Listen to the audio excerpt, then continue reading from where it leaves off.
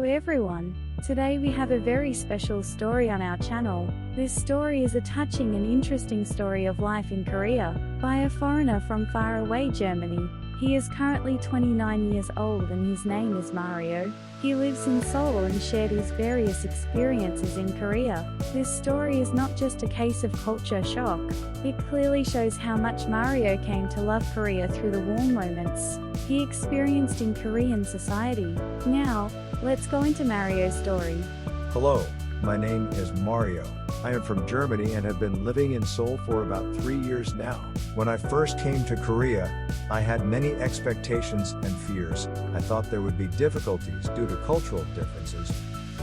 At the same time, life in Korea gave me many meaningful moments. Today I would like to share a few of our most impressive experiences. In Korea, when you move, the first impression of your new apartment is usually important. When I was living in an apartment in Korea for the first time, a man and a woman in the management office rang the doorbell. They gave us rice cakes and bottled water as gifts, saying they had just moved in.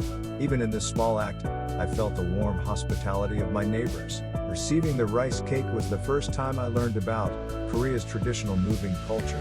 I realized how much warmth this little gift gave me, and I still vividly remember how positively this experience influenced my first experience in Korea. Korean company culture was also a big culture shock to me.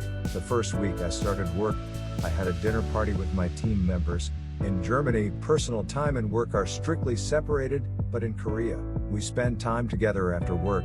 I learned that it is important to have company dinners and form bonds among team members. It was a bit embarrassing at first, but later this company dinner culture strengthened teamwork and I found that it was a great help in understanding each other. The laughter and jokes that erupted at the company dinner served as an opportunity for me to quickly become friends with my colleagues. The next situation is the dining culture in Korea. In Korea, the culture of sharing side dishes during meals was impressive. One day I was invited to dinner with a friend and family. The variety of side dishes spread out on the table caught my eye. Side dishes with different flavors were served in small bowls. I was really impressed by how freely everyone shared. In Germany, people often order and eat their own food, so I found this culture of sharing very refreshing. Through this experience, I realized that food is a bridge that connects people. Sitting at the same table, sharing food and listening to each other's stories, the time I spent empathizing felt even more precious to me. One day I would like to talk about Korea's rainy day culture that a friend of mine happened to know about. In Germany, when it rains, it is mostly considered a gloomy day. It is said that in Korea, it is common to enjoy rainy days emotionally, so I decided to experience it for myself. When I go into a small cafe and drink a cup of warm coffee while watching the rain falling outside the window, I can't tell you how much I enjoyed the peace and relaxed atmosphere at that moment. Korea on a rainy day felt like a relaxing day surrounded by music. These special feelings I get from the small details of daily life in Korea made me even more attached to Korea. Hiking in the fall in Korea was also an unforgettable experience. I remember climbing Bukhansan Mountain one Saturday at the suggestion of a friend.